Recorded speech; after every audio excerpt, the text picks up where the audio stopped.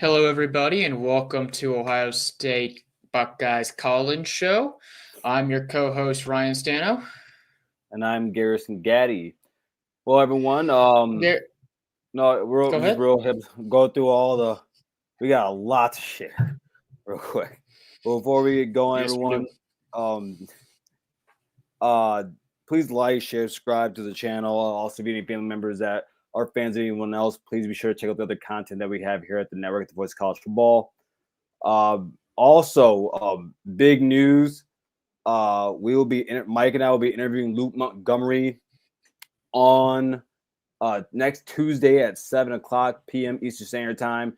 If you would like to watch that live and be able to interact with us and Luke while we're having the show, you can do that. All you gotta do is become a member for $1.99. You press the join button; it's right there for you. It'll just give you a quick month, see how you like it, see what we have. We have other things coming that we've been working on, so be sure to look out for that and join the community. And outside of that, let's get started. Yeah. Well, this is the Call-In Show, so go ahead and give us your comments, concerns about everything Ohio State related. I'll go ahead and drop the link here in the show for you guys, so you guys can join us. We like to have these shows as your guys' shows. So I know last week we had some, or on Monday we had some bold takes for this upcoming season. So interested to hear some of your guys' bold takes as well. So not a whole lot news-wise has happened since Monday. There's been a couple of small recruiting things that has happened, but that's not really what I'm going to talk about here before we have some callers. The first thing I want to ask you, Garrison, is did you see the video of Kenny Peterson? Okay. So, former Buckeye defensive tackle Kenny Peterson. There is a video that I saw on social media, and I can go ahead and bring it up for you guys so you can see it. But it's a video that I saw for the first time, just I don't know, half hour, 45 minutes ago, and it's pretty wild actually. He is basically just beating the ever living crap out of a dude, and allegedly he was spit on by somebody, and that's why this happened. So let me go ahead and share with everybody here now that I've got the video. Let me see this. So I'll go ahead and start it from the beginning here. Parking lot, and then this guy shows up.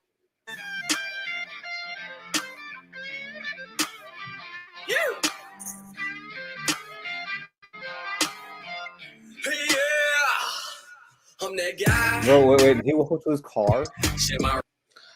He just started wailing on that dude. Jesus, dude.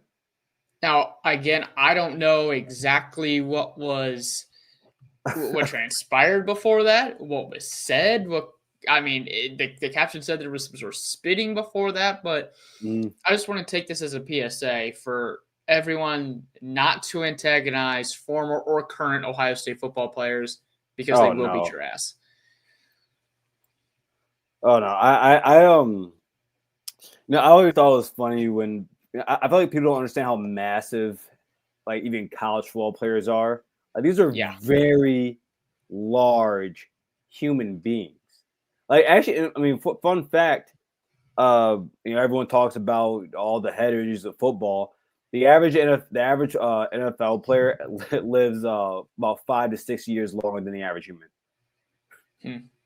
So stay away from those guys. They're crazy, and football players are weird and crazy. I know because I was one. Like, we're weird, bro. We like to hit people. Also, like, Kenny Peterson played in the NFL for 7 seasons as a defensive tackle.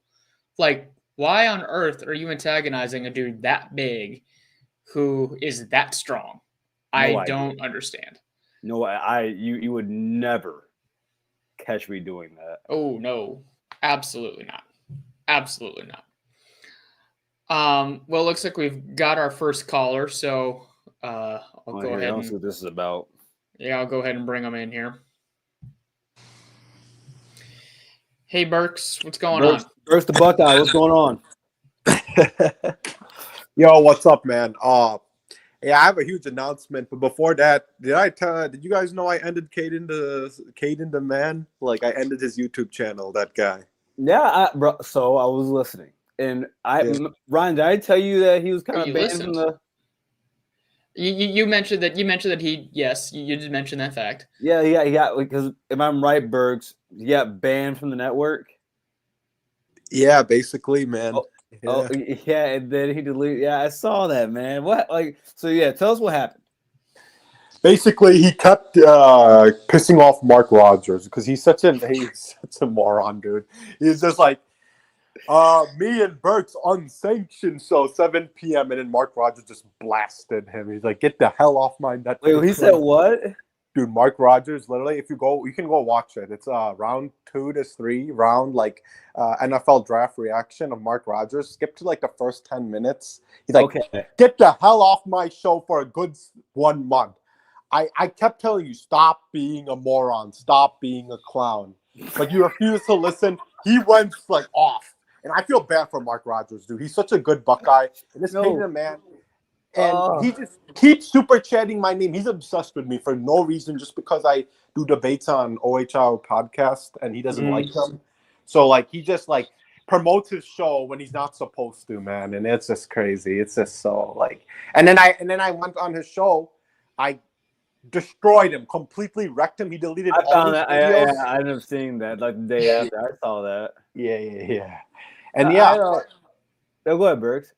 Yeah. So this is actually more for Ryan. This is actually more for Garrison. I do have a huge announcement, but this is mostly So Garrison, I understand. You see, you go to Johnny's channel, and I understand you like to talk, but like you need to understand a lot of these callers are like really low IQ Michigan callers. I'm sorry, dude. Like I'm getting really pissed off, dude. They say the stupidest takes ever. Like, dude, why do you do this to yourself? No. Why do you do this to yourself, man?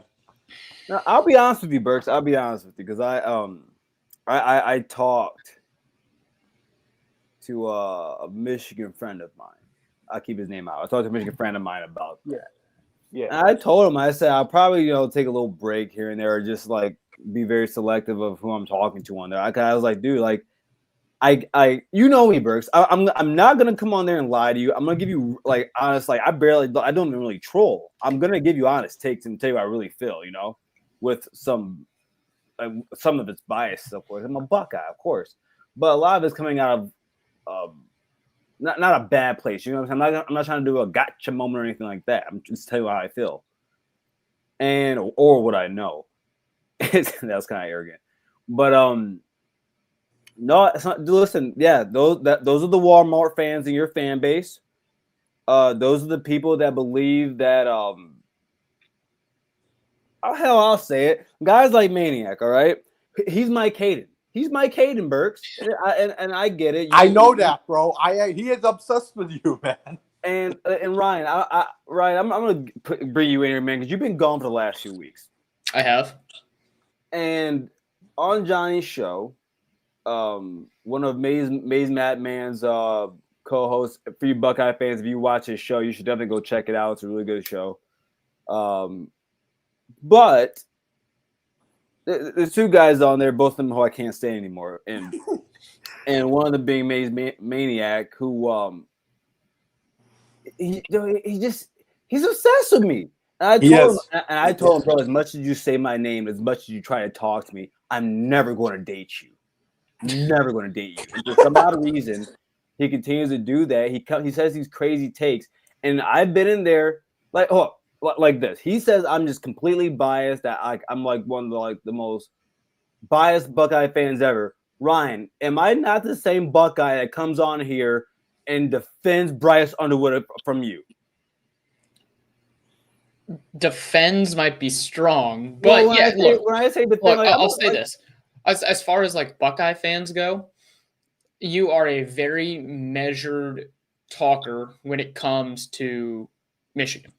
Like you don't You don't go out and spouting a lot of nonsense. Like, do you know how badly I want to go out there and just say the hammer's coming? Like, I so badly just want to do that, but I can't. I just can't because I try to use logic and everything. I try to use logic and everything I say. Sometimes, Ryan, I saw your face. Don't come on. Well, I know. You should have saw my Julian Sands stats today. But no, Burks, I appreciate that from you, man, because I no one's perfect, no, but I really got. Oh, and Ryan, the worst part is when they start attacking my character. So now I gotta go out. Now I gotta jump and talk out of my neck about how I'm the guy that played college football and you're the guy who didn't play past Pee Wee, and how for some odd reason you and I said on their Burks, I said you don't gotta play football to talk football, but don't say dumb shit like that. Like Burks, what did he said? Oh yeah. That's what it was. He said Saquon Barkley was a special running back. Can I tell you something? No, this is my announcement. I'm actually done with all these Michigan pods. I can't take it anymore.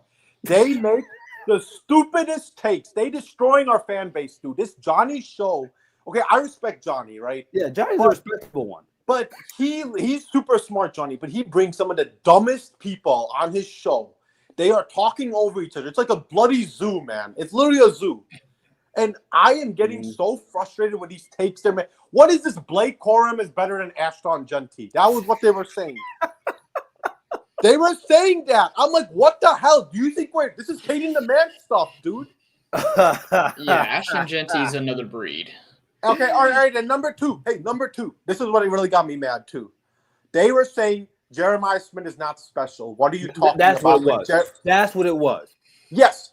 They were saying, it's too early. Dude, Rob is actually in the chat, I think, or Buckeye Battle Cry. I felt so bad for him just sitting there.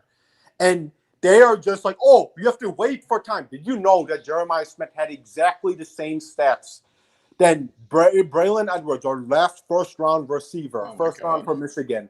They both had 1,300 yards and 15 touchdowns. He's a true freshman. What are you talking about? He's not special. They are saying such stupid stuff. I'm giving it a break. I'm done. No, I'm actually done with all these Michigan pods. I can't do it anymore. I can't, dude. And Burks, Burks, they're so stupid, dude. They are so dumb. I can't. No, this is not my fan base. This is not what I signed up for, man. I'm done with this crap, dude. I'm so pissed off, dude. Like, you don't understand.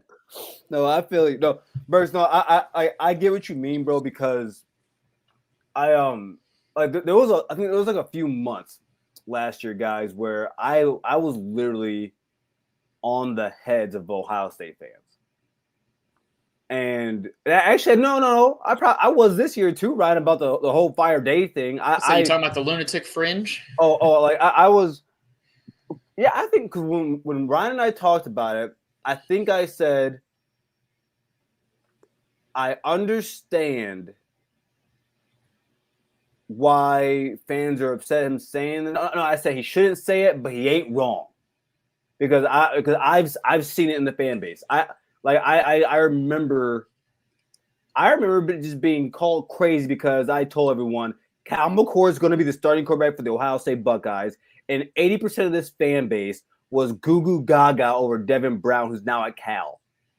Mm-hmm. So I know what you mean, but the way I think it's like the way. I don't know if that's the point. I don't know if that's the guy you want to help make your point.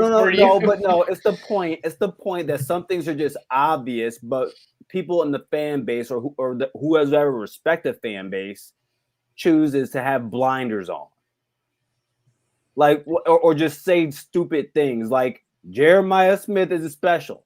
And there was someone else we brought up. We compared them to Burks because I asked for a different player.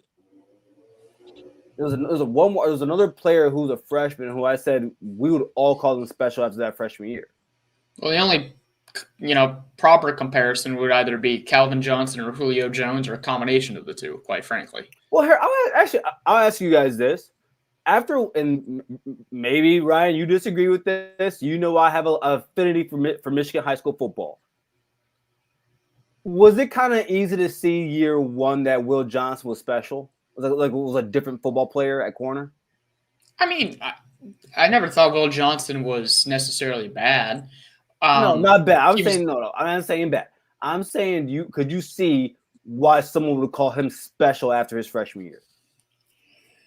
I could see why someone would do that. Yeah. Yeah. I mean, yeah. He was certainly good, and then unfortunately we saw he was able to pick off Marvin Harrison Jr. Like quite frankly, he won the majority of that matchup in that game. That tells you how good he is when he did something like that. And now he's hurt, and now he might have degenerative knee issues. No, well, it was whatever. Jesus.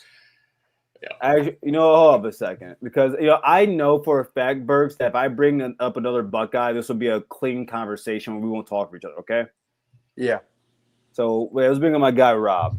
What's up, you guys? What's going on? How you doing? What's up? Doing good, man. But Garrison, I just want to say I know what you were trying to do last weekend. You were trying to save me. Bro, I tried so hard. I forgot all about that. You tried to save me, man, but I'm like, dude, don't just throw your foot in the lava. Just like don't even, or I'll call it the stupid lava. Like it's just. And Rob, you saw my face. I was stonewalled by what I was hearing. Because I don't even think about being a Buckeye.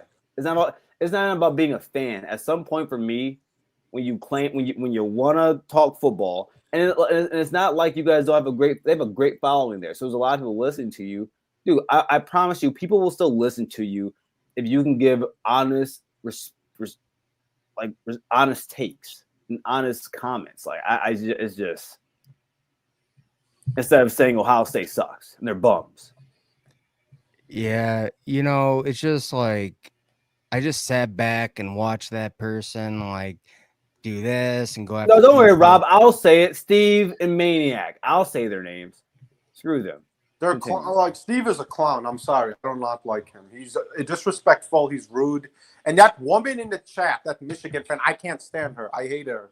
Oh, come on. Unapologetic is fun. Or you talking about Jeez Louise? Jeez Louise. Oh, God. No, God. They're good. We're like, Jesus. Dude, Jeez Louise brought my wife into it, dude. That trust fund baby from Birmingham, dude. He brought my wife in. I mean, is that a he or a she? I don't know, because one day this is like she said she got the hots for me, and I just looked at the comment, laughed, and got nervous. I don't know who's talking to me. But she said, yeah.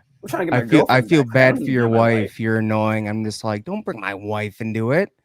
Like, and then we started going back and forth. And then Dom, sometimes I can't. I can't stand Dom. Dom has good days and bad days. Yeah. I think Dom is a really smart person. Yeah. But I also think Dom is a very educated troll. And I think that's what it is. I think he's a insanely, because I tell people all the time, if you're gonna troll, make sure there's some type of logic or fact in it. He's a good job at that.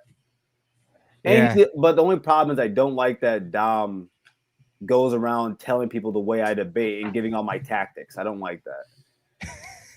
But yeah, like, dude, I tried to give my take on Jeremiah Smith. Right when I started talking, they just jumped all over it. And then it's like I started getting insults for no reason. So that's why I called Steve out. I'm like, dude, you poked the bear too many times. Like, I bet you wouldn't say that to my face. I'm thinking, like, at the end of the day, I felt bad for doing that Johnny show. I apologized to Johnny, but I'm not gonna apologize for Steve. Did you hear what I said to you when you said that? What? I said you don't apologize for shit. Like, Ryan, one of these days I want you just to tune in and give it 5 minutes. I promise you give it 5 minutes and you will hear something ridiculous. I'm sorry, Burks, you were saying?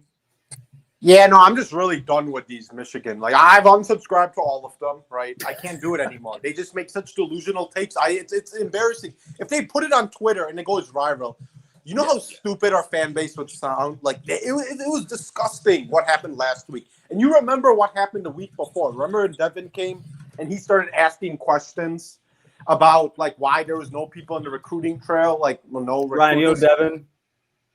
From the Buckeye Boys on Buckeye School? I know Devin. Yeah. So he came, right? And And I'm not going to say this Michigan fan's name, but he was like, "Oh, nothing is happening. It's good." That's the stupidest answer you could have given. Oh, you mean kinetic? No, starts with an M. Oh, Starts with an M. You're talking about Marmar? Yeah. oh my. Okay, I was like Marmar Moose. I So love them he all. says, "Oh, nothing is going to happen," Yeah. and guess what happens, man? A couple hours later, Santa Ono leaves. Sharon Moore next day suspension. It just made our fan base look so stupid, man. Like you should have just said, "No, I don't know what's going to happen. I don't know why that's happening." But no, he said, "Oh, nothing's happening." It has something to do with why these guys are not on the recruiting trail, and there's a recruiting restriction we have right now. We got apparently like a fine from last year. I think it was like 3 or 4. It was like 3 or 4 weeks. You guys didn't have anyone out recruiting. Yeah, something like that, man. But no, I'm just never going to any of these Michigan channels. I'm sorry, I'm done. I can't do it. You know, Burks. I want to let you know this, okay? Yeah. And don't get me wrong. Like you're a Wolverine. I'm a Buckeye. That love and hate's always going to be there for us. Yeah, of course. But you can always call in here and talk here about Michigan.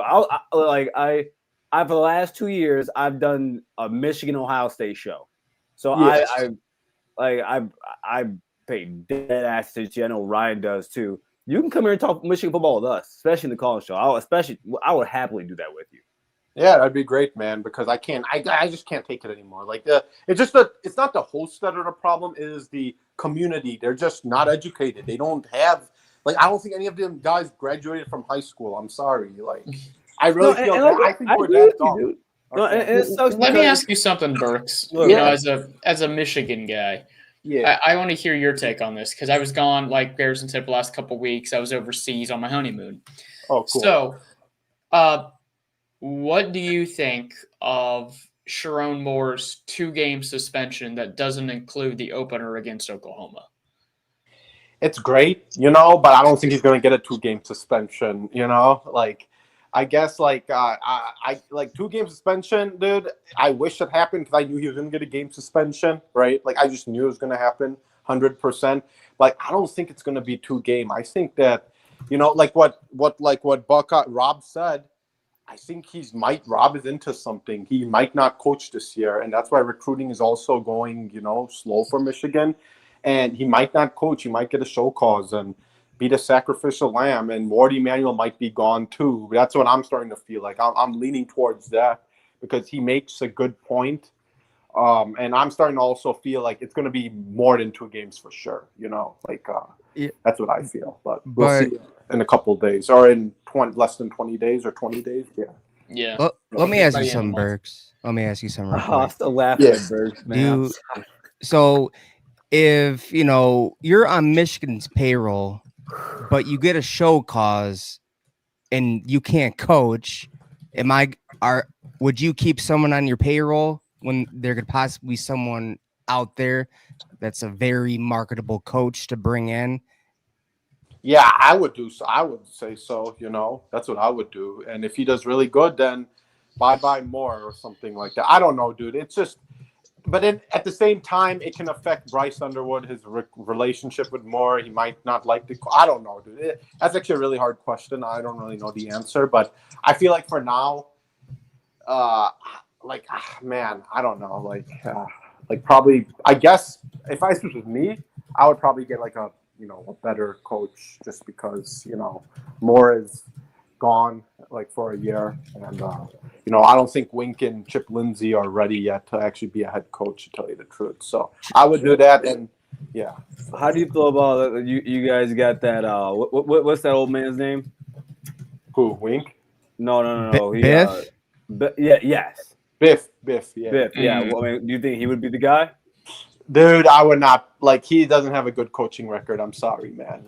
Charlotte, you saw what he did. He was trash, and I don't know if he can. Let me ask you this. Yeah. Why is everyone in your why does everyone in your fan base pump him up? I don't know, dude, because they're delusional, all right? And I can't take their takes anymore, man. I'm done with them, all right? They just pump because he's a good recruiter, man. He's known for recruiting. Okay. And I feel like he's good. He's known for getting us a lot of high 4 stars, even I think a 5-star. I think he was the one who was I don't know, but he's really good in the DMV recruiting area. That's what he was known for, like that area. When was he there at Michigan first? Was that around when Jim was there? Yeah, he was there doing gym, like even before, like gym in the beginning, even. So, yeah. Was he there during the championships? No, he was at Charlotte. So then what I'm curious about then, because I haven't asked anyone about this or a Michigan fan about this. How is he going to fare in the NIL era? That's what I'm saying. He's not the right person. I'm sorry. Like he's known for like recruiting biff, you know. He's known for really, but I don't know if he'll be great in the NIL era. You know, I don't think he's the guy. I'm sorry. If I was me, I would go and find another guy, who is qualified or has potential to be a really good head coach and was an amazing OC. Because Chip Lindsey, I'm sorry, he's a wait and see. Chip Lindsey, he did Drake May, but like the last year of Drake May's numbers were a little down. So Chip Lindsey's a wait and see, and Wink is just a defensive mastermind. He's just not like a head coach material yet. So I would go in and find a coach quickly who could, be good and has potential. If more has a show cause, but yeah.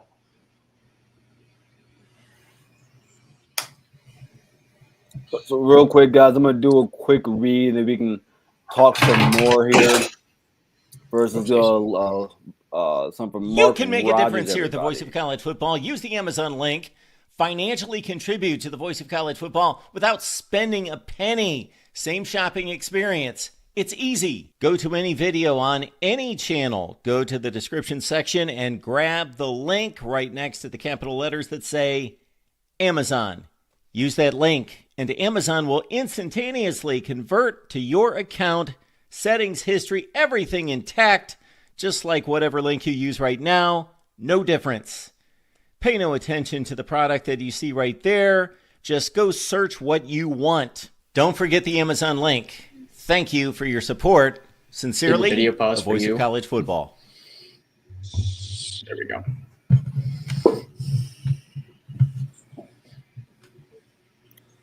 Then also a message here from the Voice of College Football. Get your business, product, service, or personal brand to the next level by partnering with the Voice of College Football.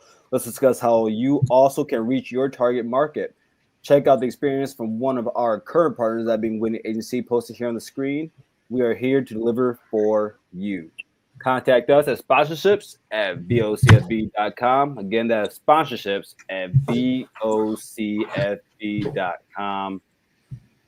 today. And then just another reminder, everybody, next Tuesday, myself and Mike at 7 o'clock will be interviewing with Luke Montgomery. So if you become a member for $199, you'll be able to go in there, watch live, join the chat, and it'll be released the next day, though, if you would like to watch it then. Now, unless we have any more Michigan questions, I did want to bring something to the forefront for all of us to look at. What you got? Anybody? No more questions about Michigan. What do you got? Yeah, I don't need any more Michigan talk. Okay, so for Burks and Rob, we went over this on Monday. I want to know, what are your guys' thoughts here on Joel Klatt's top 25 Pearl Spring? Wait, didn't he have Ohio, or was it someone else who had Ohio State at like 7 or 8, man? That was Josh Pate. Yeah, He had him at 8. Who was it? Josh Pate. Okay, that was Pate. So what I think about Joel Klatt's post spring, I even though there's a lot of returning production for Penn State, for me, they got to prove that they're number one. I don't think it's very correct to just put them all the way at the top at number one. Mm-hmm. LSU, they're ranked way too high, man. A lot of people are high on Nuss. I mean, man, but like, dude, they had a really good ranking last year, and look how they finished. So I'm not sold on them. Clemson, I think that they should be more like 10, 11. Really high in South Carolina. I know I'm all over the place, but I'm really high in South Carolina. I think they have a legit chance this year to win the SEC. They had, or at least make it to the championship game. What's that quarterback's name? Sellers, Lenore Sellers. Yes, Lenore Sellers. Dude, people were talking about how Aaron Nolan was gonna start. I'm like, no way, he's not gonna start over Sellers. And I'm just gonna point this out. I think Michigan is they're way too high, man. Oh yeah, for sure. Way too high, dude. They're living off the brand right now, just like they did under Brady Hoke until they finally got it right. I will say this: Michigan's schedule is extremely easy, and they could end up winning just based off that schedule. There's a chance they get to double-digit wins if Underwood's halfway decent. Yeah. What do you think, Burks? Yeah, no, I agree. To tell you the truth, I'm freaking out right now about our receiving corp. To tell you the truth, like I wasn't going to mention that. We're gonna be like an Iowa. I feel. I'm telling you, like we're just gonna rely on the run. I feel, and because we have no damn receivers, man. And Colson Loveland is gone. See, if we had like a really good tight end, I don't know about how Hogan Hansen and Marlon Klein are gonna be like, So I agree. 12 is really high. I think that we should be at least like maybe 20, 21, just to, put it there because, when we're 12 and we lose, then it's going to be like, the whole media and stuff are going to give us hell because why are they ranked so high? I don't know. Yeah, obviously the brand, but yeah.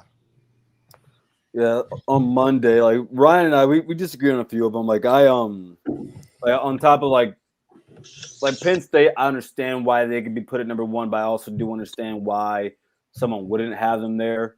Yeah, because Drew Aller's their quarterback, and he's still like. We think differently of Drew Aller, but I mean the truth of the matter is Drew Aller has gotten better every season he's been in college football, and he had a good season last year, and he had probably I would liken their wide receiver unit last year to Michigan's. It was bad, and now for the first time in his career, he has some receivers. Well, was it two? Was he the quarterback when they had number 3? What's his name? No, they didn't. Are you talking about Parker Washington? Yeah, he wasn't the quarterback. He wasn't the quarterback. You're right. So I mean, we'll see what that looks like. I think Parker Washington. Go ahead. I think wasn't Parker Washington 2022? Yes. Yeah. Because him and Marv are going back and forth in that game. I actually think I could make a better argument for Clemson being number one than I could have Penn State, to be honest with you. People are really high on Clemson. Like I think at the end of the year, the 4 best, like just in my head, the 4 best teams in the country are going to be Ohio State, Texas, Clemson, and LSU. I think those would be the 4 best teams in the country. But I think South Carolina, like I said, I think South Carolina is too low. I think Alabama's too high. I think Georgia's too high. I think Michigan's too high. I actually have I think Oklahoma should be ahead of Michigan. And there's no way you could. If I told you there's 2 teams, right? There's Team A and Team B. You were way too high on Oklahoma. No, but listen, hear me out though. Yeah. I'm talking based on this top 25. If I have Team A and Team B, and both of them have good defenses, but Team A has a freshman quarterback, and then Team B has one of the best quarterbacks in college football, and then Team A has 2 really good running backs, and then Team B has one of the top 5 to 10 running backs in college football. And then Team A has no wide receivers. Team B has wide receivers. Who? Oh yeah, and who should be better? Team B. That's Oklahoma. Like, I'll ask you a question. If Michigan had John Mateer, how would we be talking about them? You asked me this question Monday. Would you ask if Michigan had John Mateer? Yeah, we talked about John Mateer, but maybe you mentioned if Michigan had them. If Michigan had John Mateer, how do you think the nation will be talking about that team? I don't know if they'd be talking about a whole lot differently. I think you and I have very different views on Mateer. He was good. Again, he was good at a Washington State program that didn't really. We can't do that. Play anybody. They didn't do play that. I saw Dylan Gabriel, everybody, play at UCF. And UCF then had a better schedule than what Washington State just played when Gabriel was there. I'll call it even. My issue with Oklahoma is Will Venables has had what 3 years now to do something. I don't judge until you get your 4 years done. That's why I judge. Okay, well we're about there, and they were one of the worst teams in the SEC last year. So wait, Matt, don't be dishonest. Don't be dishonest. Lost 3 offensive linemen for a whole year. Lost your top 6 wide receivers. Your quarterback was. Come on, we can't.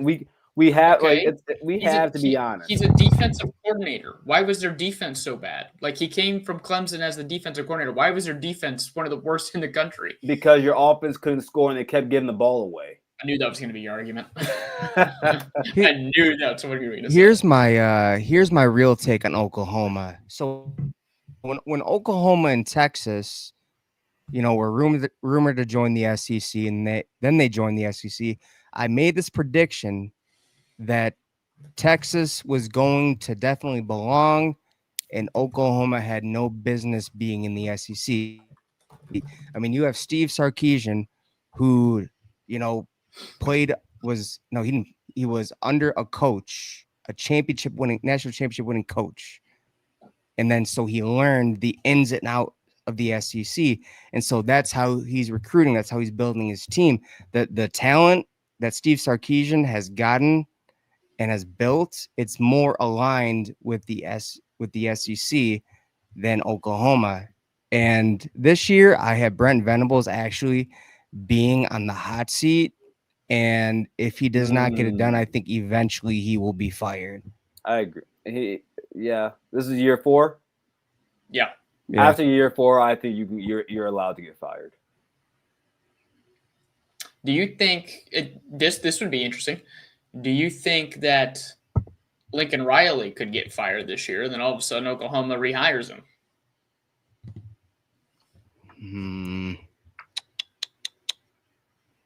I don't think USC is going to be in that situation this season. Wait. Are you saying USC is going to be good? Good enough.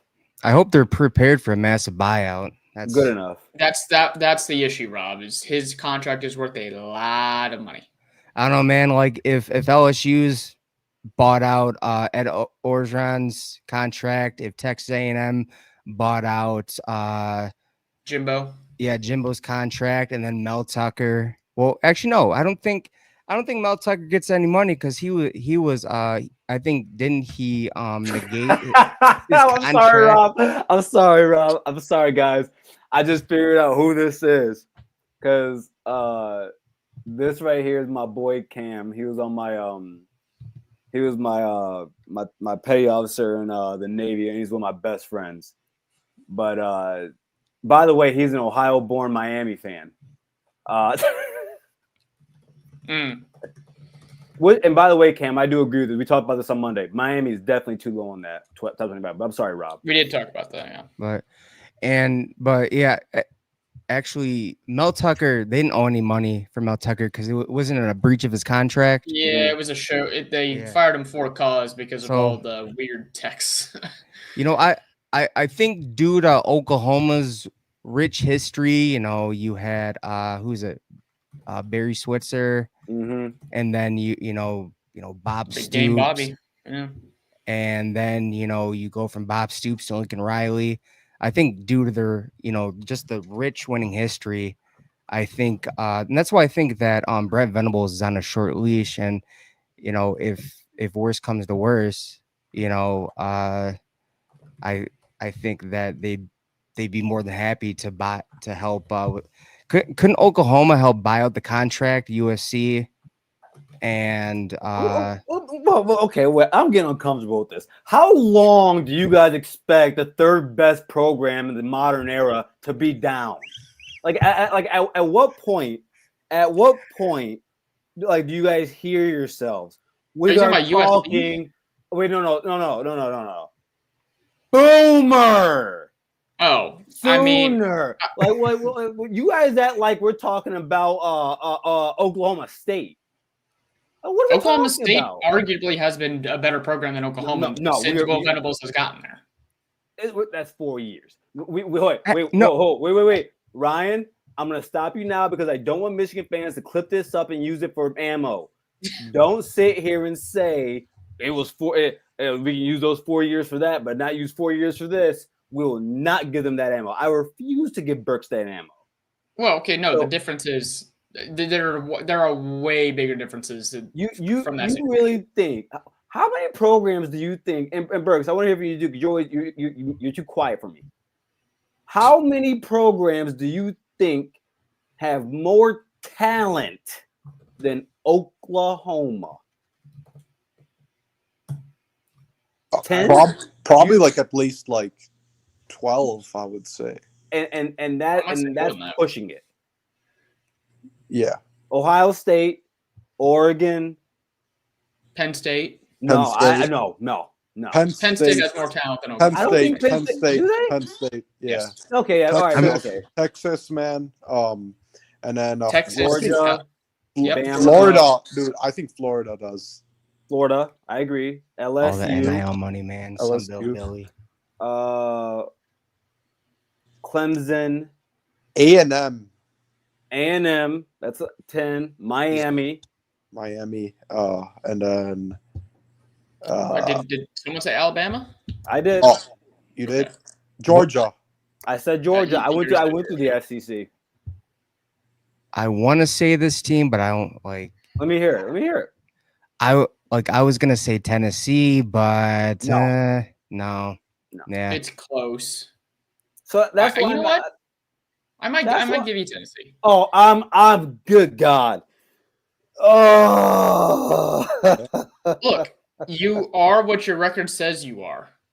In 2024, it's 2025.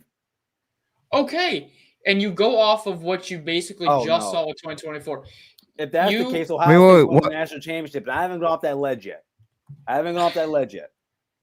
As of right now, what about South Carolina? No. I mean, that's interesting. They look like. I think just some of the recruits that Beamer has been able to get. Ole Miss. I think they have better impact players at South Carolina. I don't think from top to bottom they got more talent than Oklahoma. I refuse to believe that program in South Carolina has more money and puts more money into that football program in Norman. There's no way that happens. I don't know, man. All I know is Oklahoma has more money than more than half of that conference. Probably 2/3.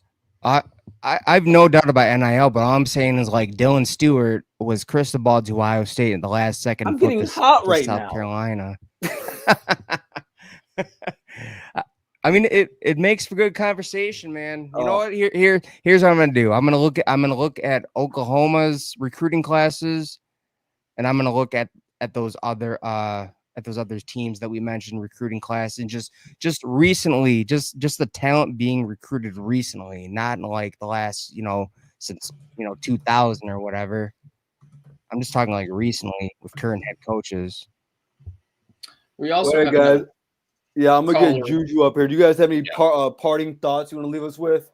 Man, I wait. So when you guys were talking about Blake Corum being special or great, what was Juju's take on that? Because if he has a different take, keep me up here, and I wanted to talk about that because I originally wanted to talk about that. I'll let Burks say what he has to say. And I'll bring Juju up so you can talk to him. My guy Burks.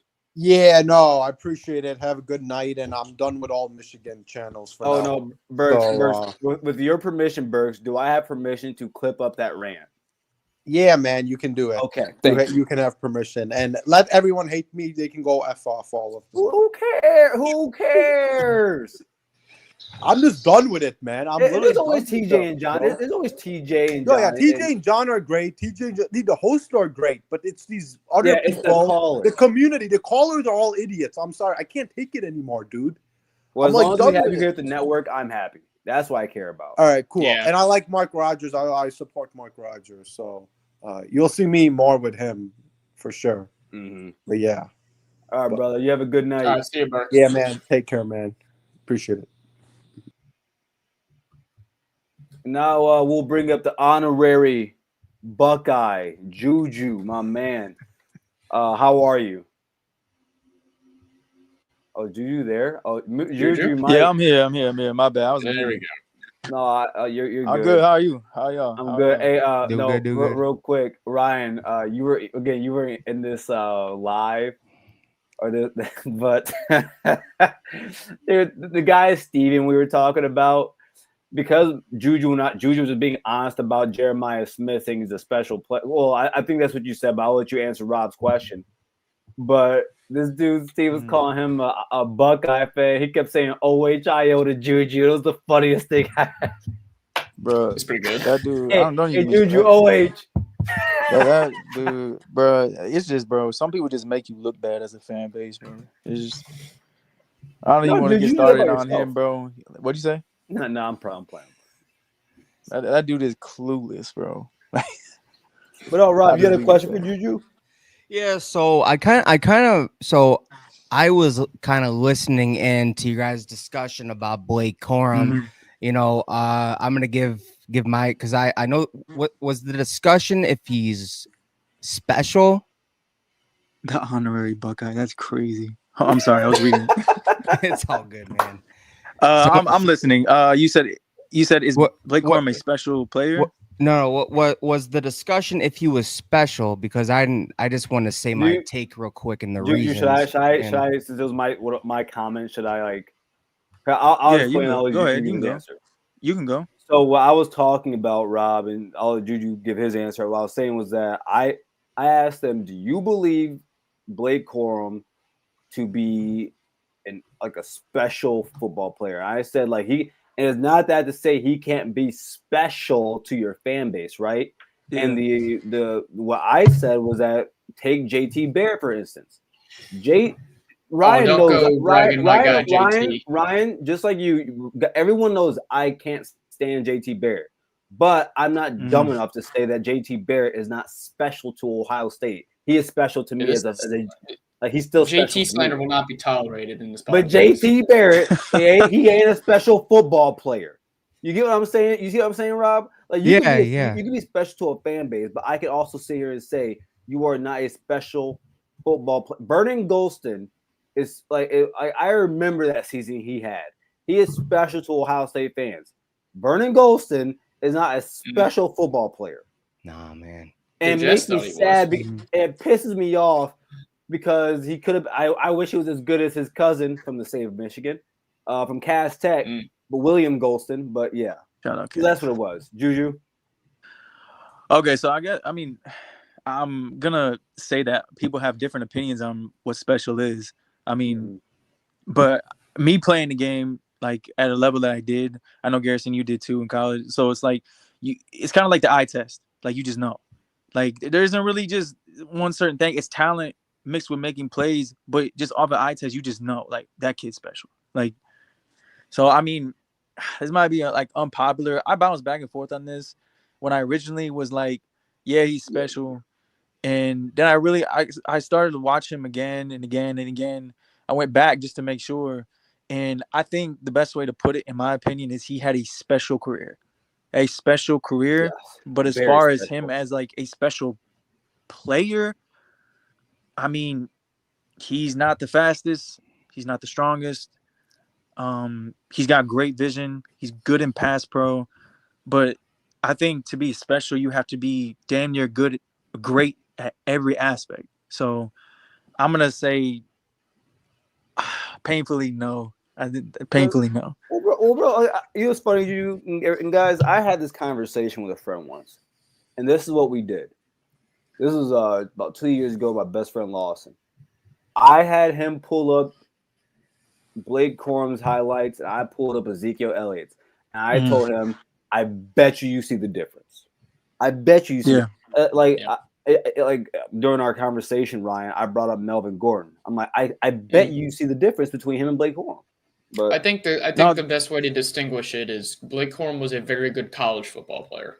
I just think, Like he did said, what was needed at the college level.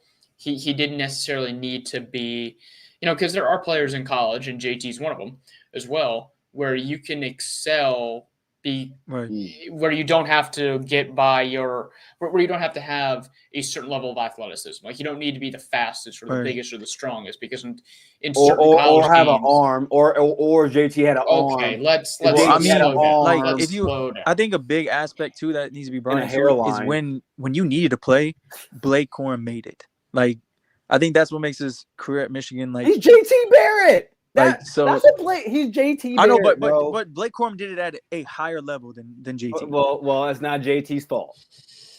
I'm just saying. JT Barrett won a national championship. I'm just saying. Ryan. Blake Corum won the game in overtime. Wait a second, Ryan. I'm sorry, dude. This was another conversation we had in that night. The conversation was like based off of that. I said, wait. You don't think JT Barrett would have won that national championship? And they said no. I'm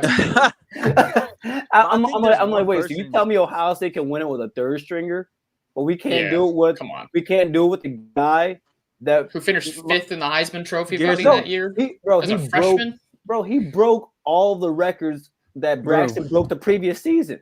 I think there's one like everyone brings up like wants to compare backs, but like I think there's one back that everyone just forgets about that is probably the best back I've seen in my lifetime, which is Jonathan Taylor. Yeah, go cold. I don't forget about him. That kid was ridiculous. Like, so and he did it behind a mediocre offensive line. I wouldn't call him mediocre. Yeah. They weren't that good. I'm gonna be honest with you. Not until Luke Fickell got to Wisconsin have I ever seen. I was gonna say I don't think I've called a Wisconsin offensive line mediocre. You could call it above average, right? I haven't seen a Joe Moore winning offensive line with Wisconsin. Maybe so. So my take on this is that I really thought about it, and my take on it was what I consider a special player is if a team were to lose this player.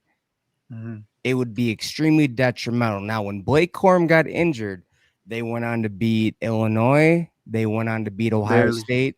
They won the Big Ten.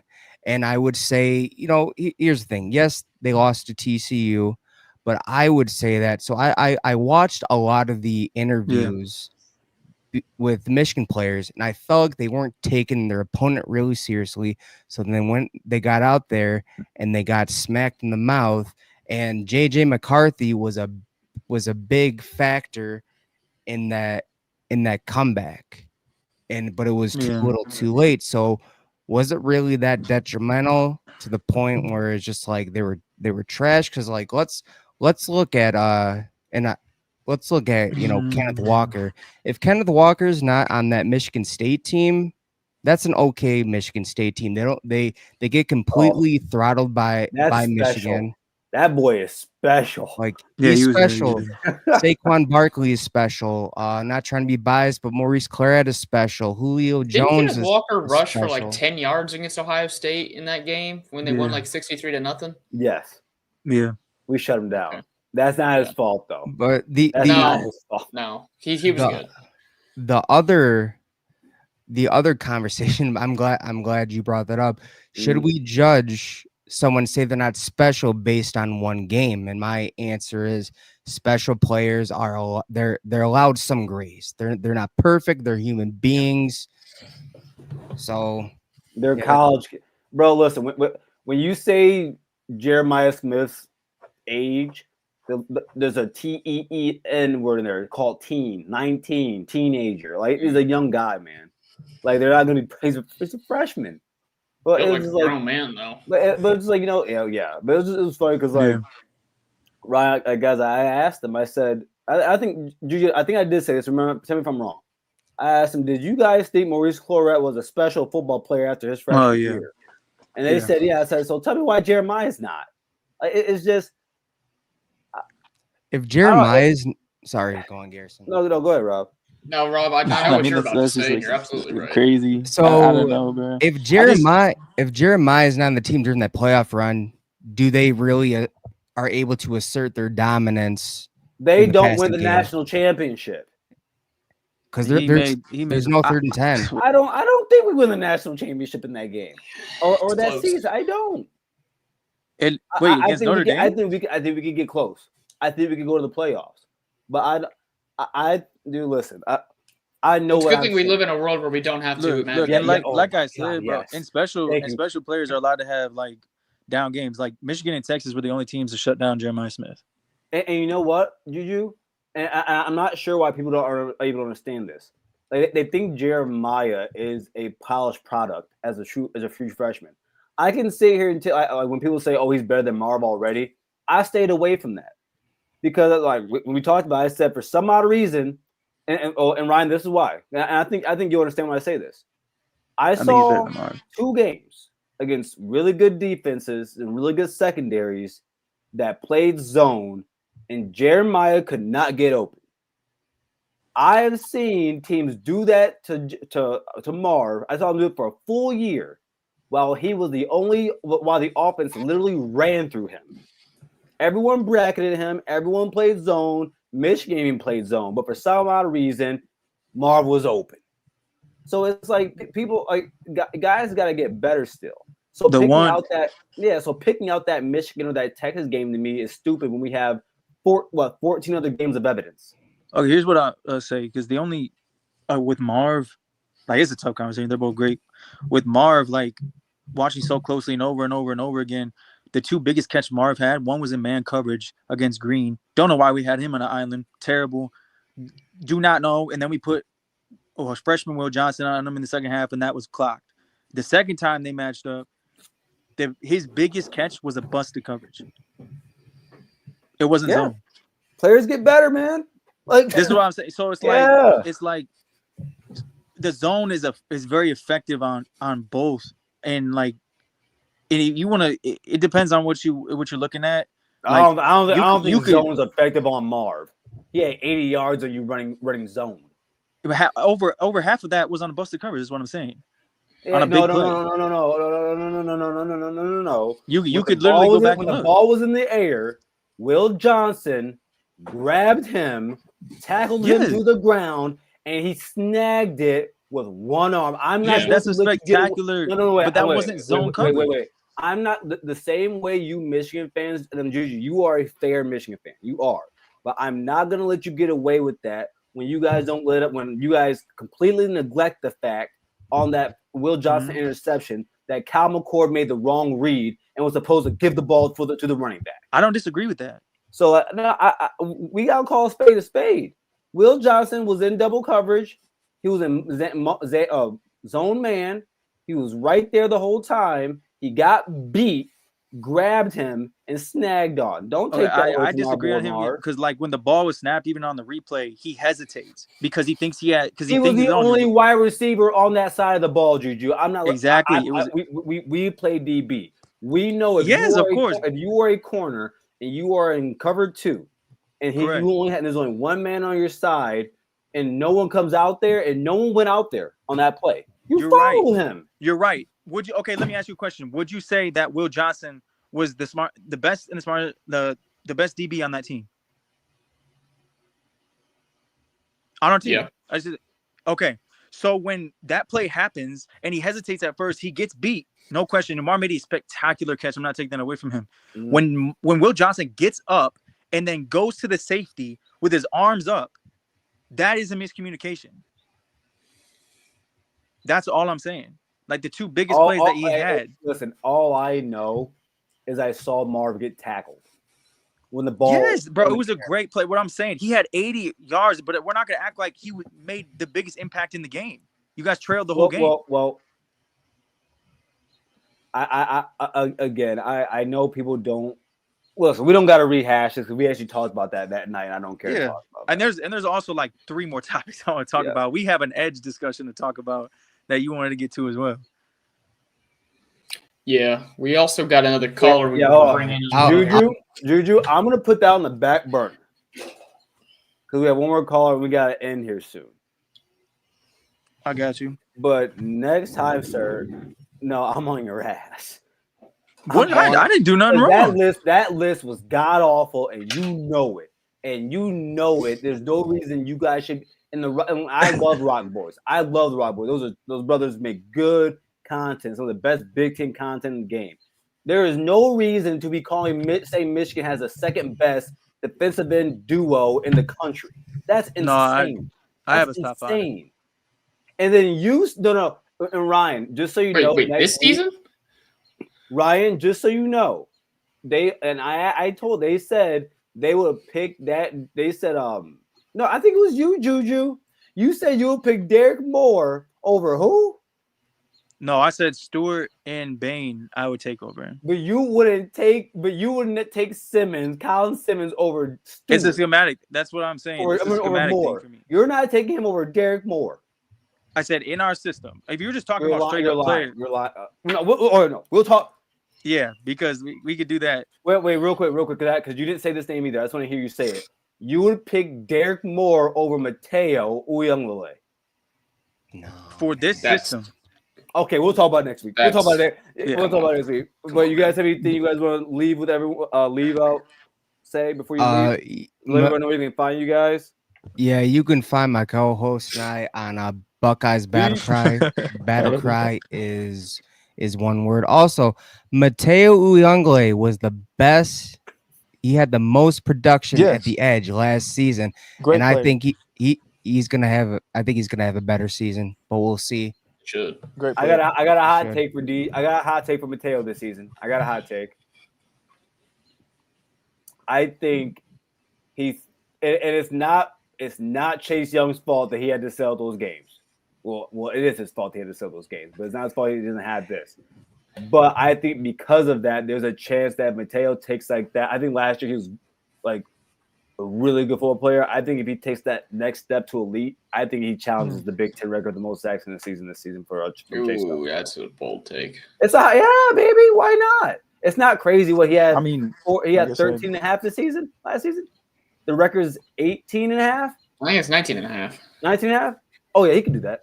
And their schedule's weaker. And the schedule's weaker.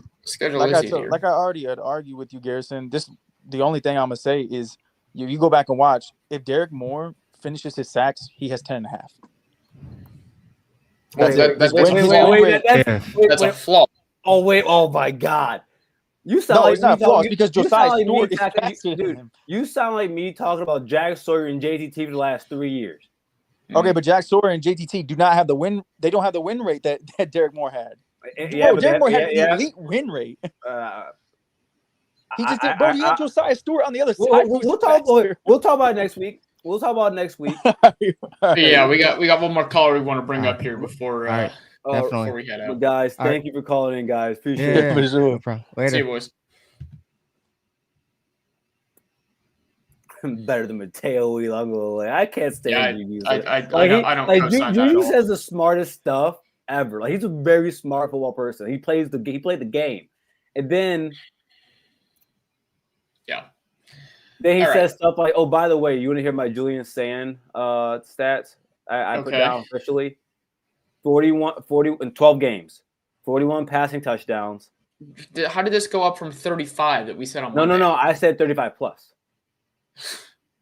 So 40, and I have reasons, but 41 touchdowns, 4,000 yards, 70% completion, 6 interceptions, 2 rushing touchdowns, and a first-class ticket to New York City. But I hope you're right. I don't know if I agree with those numbers, but I hope you're right, especially when Brian Hartline's first year calling the offense. Gosh, Garrison, hot take. Garrison, hot take. Garrison, coming with the hot take. I love it. But David, I feel like, well, here. While you guys are here, I'll run through quickly why I think Julian's going to hit those numbers. I look at what Cal did his junior year. I look at what Will did in the first 12 games this year. I believe him to be more talented than both of them as a thrower. I think that Ohio State's defense isn't going to be what it was last year. There's going to be a step back. We all know that. I agree with that. I think because of that, I don't think this. The offense is going to be on the field more because the defense is going to give up more points this season. Not now, depending on how much that is, we'll see. But I think there's that. I think that the running backs. I don't think there's going to be a game where any of the running backs get more than 14 carries each. Last year, Judkins had the most at 16. Right. He hit that once.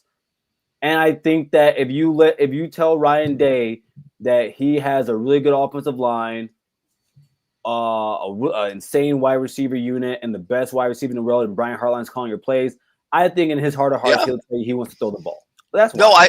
I agree with you. I think this team's going to have to be more built around the pass. Now, I don't think that they're going to have some kind of 2018 where Dwayne's going to have to carry us, throwing 50 touchdown passes, RIP. I don't think we want to go there where the running game was very inconsistent the entire year and the defense was a no-show. Although I'll wonder to this day what that defense would have looked like with Nick Bosa and Chase Young on the same defensive line.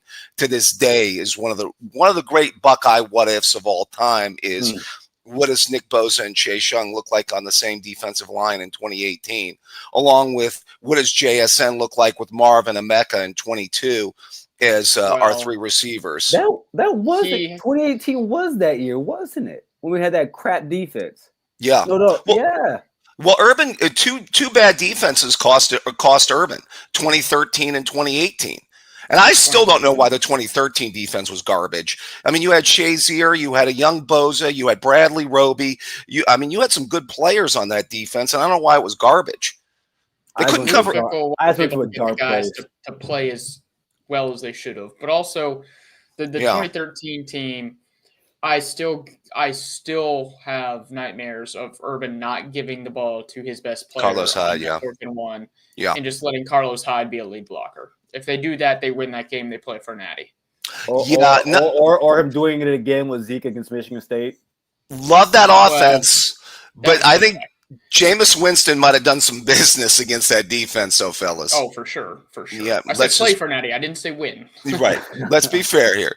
I mean, I love the 13 offense because that offensive line was loaded. I still think that's one of the best offensive lines ever at Ohio State was the 13-0 line. I think Decker, Norwell, Lindsley, and Mewhort were all NFL guys. I wish Mewhort would have kept playing in the NFL. He was good for the Colts before he had the knee injuries. By the way, goes to show you, and I always said this, Tressel did not leave the cupboard bare. Why does everybody make it sound when Urban took over, there was like no talent here? You know what I mean? David. Do you hear people promulgate that? Like, well, if you go back and you take a look at Tress's last recruiting class, which was 2011, go back, you can pull up the rankings. It was a top 5 class, by the way. I'll say this. The offense, the offensive cupboard was quote unquote bare for the offense that Urban wanted to run. Well, no, he gave him the quarterback. But that was about it. But like the receivers, the way the offensive line was structured, it wasn't the way Urban wanted. But like you said, that doesn't mean that they were bad players. They just weren't necessarily the right fit for his offense. And that's why it was Braxton run left, Braxton run right, Braxton heaved the ball deep. That was the offense that year. No, he gave him Carlos Hyde and he gave him Devin Smith. Yeah, they aren't all bad. I mean, Devin Smith and Carlos Hyde are pretty good players. And he gave him, that offensive line. He gave him Decker. He gave him Mewhort. He gave him Lindsley. And he gave him Norwell. So he gave him 4 NFL offensive linemen, an NFL running back, an NFL wide receiver, and a perfect quarterback for an Urban Meyer system. One would say that's a good start. Sure. I mean, there's a reason that 2012 team did go undefeated. Like, the cupboard certainly wasn't bare. I believe, what was it? Was there 8 Tressel starters on the 14 team, if I'm not mistaken? I think, I'm going to say this. Like, I'm really happy you said that, David. Like it's starting the conversation because I've had this argument with Ohio State fans before. Yeah, where I tell them, I'm like, dude, I don't care about the suspensions. Right. I don't care about who's hurt. I don't care that we're starting a freshman quarterback. that Ohio State team was still more talented than everyone else in that conference, and they found a way to lose 6 games. Right. Well, there were some losses they shouldn't have had, Garrison. Let's be fair here. There were, yeah. and that's not. And honestly, that's one of the reasons why when I have conversations about Luke Fickell, I have said I don't believe Luke Fickell to be a big time head coach. I think he's right where he needs to be at places like Cincinnati. But at the same time, it ain't like, I mean, and not everybody can be a Ryan Day and get thrown into a situation and do what he did. Not everyone can do that, right? But everyone acts like that. Like Jim Tressel was out here just not getting players. Letting people forget Jim Tressel during those last few years. He was the one of the coaches in the Big Ten going down south getting guys. Like you don't like. Well, Chris Gamble ain't from Ohio. Well, no, hold on a second, Garrison. Let me put this out there. Let me put this out there and see if you guys knew that. I always said this. Urban flipped the dynamic, and maybe you guys have seen these numbers. Tress was 60-40 Ohio. Urban was 40-60 the other way. But if you take a look at the 14 team, there was, I believe, 14 or 15 starters from the state of Ohio on the 14 team. Yeah. I mean, if you count Cardell Jones, I think it might be 15. You count him. He started on that team. Yeah. Yeah. Right. I mean, wouldn't you know, Urban changes the dynamic, but the team he wins with has 14 or 15 starters from the state of Ohio on it. No, listen. I mean, isn't that wild when you stop to think about it a little bit? Well, you know what? I think it's wild for people who don't know that. Ryan, I think we've had this conversation before about how in the Midwest, Ohio is the only state that Illinois does a little bit, but really that's out of Chicago. Ohio is the only state that's really out here producing mass high-level talent. Like it's a top 10 recruiting state. Yeah. So which is really I'd say top 6, maybe top 6. It's up there. It's I'm saying top 10 just to be quite honestly nice. Or not nice, but be level-headed. I really think that Ohio State, and also there's no competition in the state. Let's be honest here. There's no recruiting competition. Well, yeah. I mean, Ohio State usually gets the best player in the state of Ohio, and like Michigan State gets like the 3rd or 4th best. And that's Kentucky's probably the biggest. Kentucky's a bigger rival than Michigan. Kentucky gets yeah. So, right. Yeah, I mean, I always felt, and by the way, I called my shot with Urban. By the way, interesting conversation about the JT Barrett situation with the 14 team.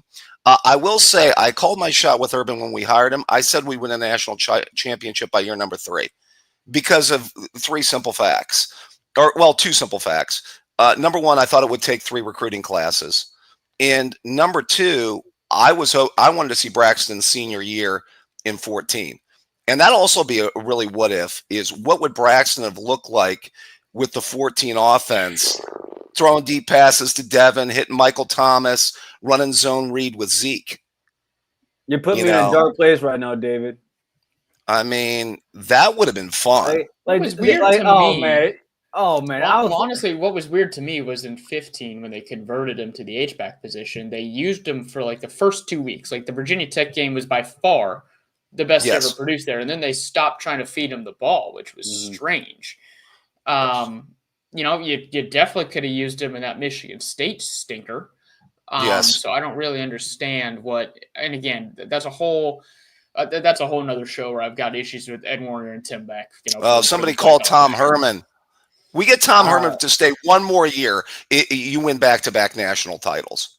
I just had a very disgusting thought in my mind, and it sucks because I call this guy. I still think he's special to me as a Buckeye, but I thought to myself, when you talk about what if Braxton was on the team, I thought to myself quietly, I wish JT was never at Ohio State, which means Braxton. But I meant that in the way that Braxton was the quarterback. That was the way I thought it. I'll tell you what, if they didn't have JT like on that roster when Braxton goes down, I'll tell you this right now, there's no way Cardell Jones is ready to go like 2 weeks left after fall camp. Like they're not winning.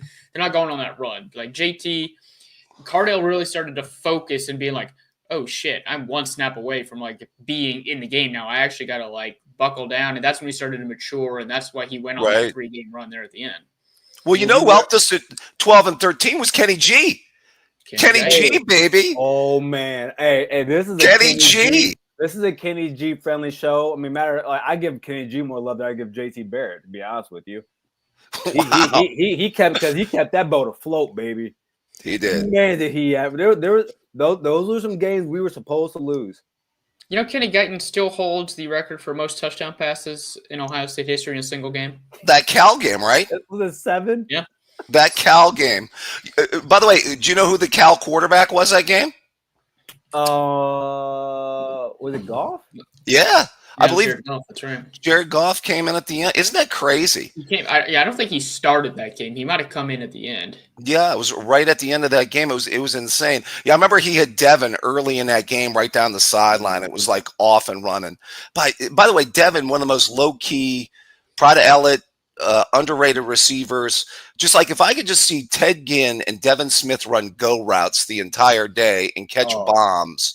That's the thing. Devin could only really catch the go route. He was one of the best deep ball catchers we've ever seen, but it was the one skill he had. That's which true. Worked well for Cardale because he had a rocket arm. Yeah. Well, it worked so well. He averaged like 25 a catch. It might have been more than that. I think he averaged like 30 to 40 in his career. Well, you know what? You guys bring up a good point.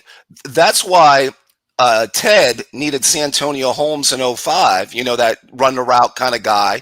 And that's why Devin needed Michael Thomas on the other side in 14. Mm. You know what I mean? Because you had, by the way, 05 team, low key, one of the most underrated teams of all time, by the way, and a loaded roster, that 05 Tress team. The 05 team had some. I mean, obviously, like they had their flaws specifically. And look, if Ryan Hamby catches the ball either time he dropped that same pass, I think Ohio State ends up winning that game. But the Penn State game was really the bummer. And again, both Texas and Penn State were really good that year. We lost the game by 2 games by 10 points. So I mean, you flipped 2 plays in those games. I mean, sure, and like I said, specifically the Hamby play for Texas. But I mean, still, if you lose to Penn State, like you're still playing in the Rose Bowl, you're still playing not for a national championship. I should say. I don't remember what the Joe Paterno will curse the day that Lloyd Carr put 1 more second on the clock so Chad Henne could throw a pass to Mario Manningham on the last play for a touchdown that year, or you get BCS controversy that year between Penn State, Texas, and USC, and maybe we don't see the greatest game that was ever. Well, some people say the greatest game that was ever had. It's one of the greatest games, and Michael Robinson was really good for Penn State that year. Like he was, I think 2006 Ohio State Michigan is the best football game I've ever watched in my life. Yeah, I mean, and a lot of that has to do because what came with it, not so much just on the field, but everything that came with it. I got to go with maybe the greatest victory, which is double OT in Tempe. Fair. So, David, before we get going here, I want you to leave us with this. Yeah. Anything. I want to know what your bold take of this 2025 season is for the Ohio State Buckeyes.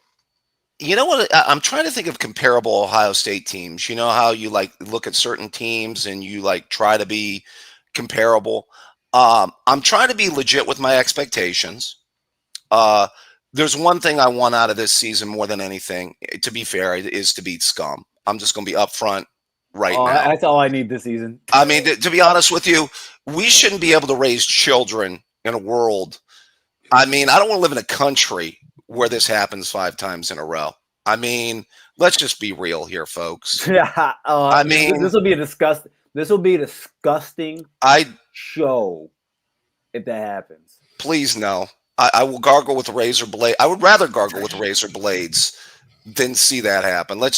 I don't think that's something that we need to worry about this year. I think now that Jay got the monkey off his back with winning the Natty, he knows that if he's going to go down, he'll at least go down with the ship being aggressive. And that was the issue last year, was he wasn't aggressive enough. Right. And I will say this. I think that, and I would call a good season this. And I know everybody wants to go back to back, and I'm with you on that. But if we can go 10-2, and let's say win a playoff game or two, or at least win 2 playoff games, I would call that a good to very good season. Yes. With a win over Scum.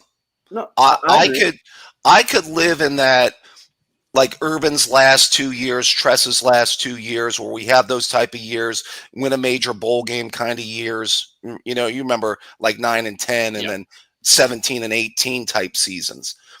I can be okay with that, but I think this is a team. Whoa! No, Wait, I gotta back up real quick. Okay, I'm not watching Purdue. Well, Purdue, okay. Iowa. I feel you. I'm not watching that. I feel you. I lost my mind watching Ryan lose to an unranked Michigan. So I'm not gonna watch it do Purdue. I feel you, but that Purdue game too. You went to that game. You were there. Yeah, that was a sad drive home. Oh, man, that sounds wow. Well, I'll tell you. Well, when the Iowa game happened, my girlfriend at the time, I actually took her out to a vineyard for her birthday, and luckily there was no cell service out there. So by the time we got to the car, and I looked at my phone and saw the score in the fourth quarter, I said, I don't even have to watch it. I said, I'm not gonna ruin my day. It's weird. I kind of saw Purdue coming a little bit in 18. A little bit. Maybe not that bad. I was talking so much shit in the tailgate because I had a bunch of Purdue friends I was there with. But don't you think that team was playing sloppy a little bit in 18? I thought that team was playing sloppy a little bit in 18. 17. Yeah. David, I never thought in my life I would watch an Ohio State quarterback throw the ball 73 times. Right, but I also didn't think he'd throw for over 430 yards and they'd lose. R.I.P. Dwayne carried us. If you ever want to see a one-man band season as an Ohio State, like us being carried by like one guy for a season, it's Dwayne in 18. Yeah, because thank God for him and Ryan Day. The defense wasn't good, and the running game wasn't consistent that year. Weber and Dobbins had a down year that year. You know what I mean? And 17, I guess, surprised me because of what we did with the Penn State game the week before. By the way, one of the best games ever, by the way. That's a great game, too. JT Barrett. Yeah. JT has some great games. Man, listen.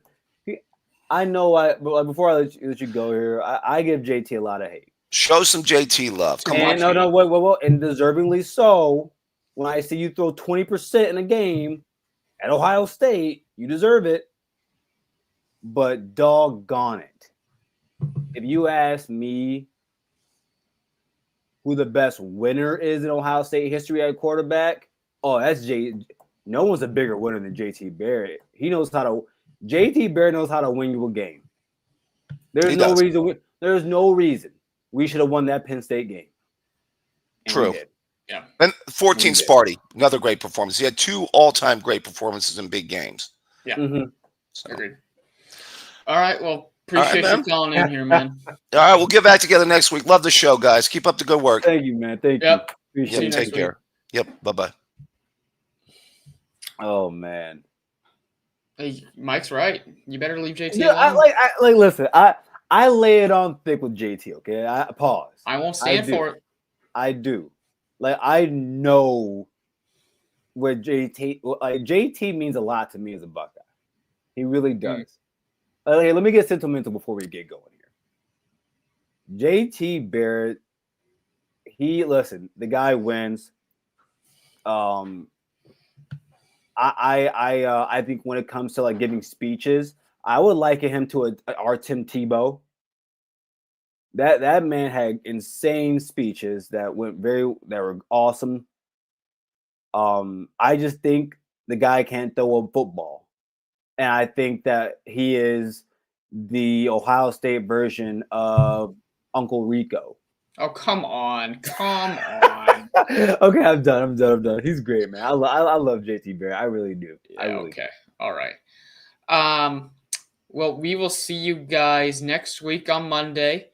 I'll be set up in my new digs. The house will be moved in by then. So good. Congratulations, man. I can't wait to see what it looks like. Well, from our thanks. Yeah, I gotta I got to hop in the shower after this. I mowed the lawn for the first time, and it's hot today. It What was was the 86 temp? and sunny. What was the temp there today?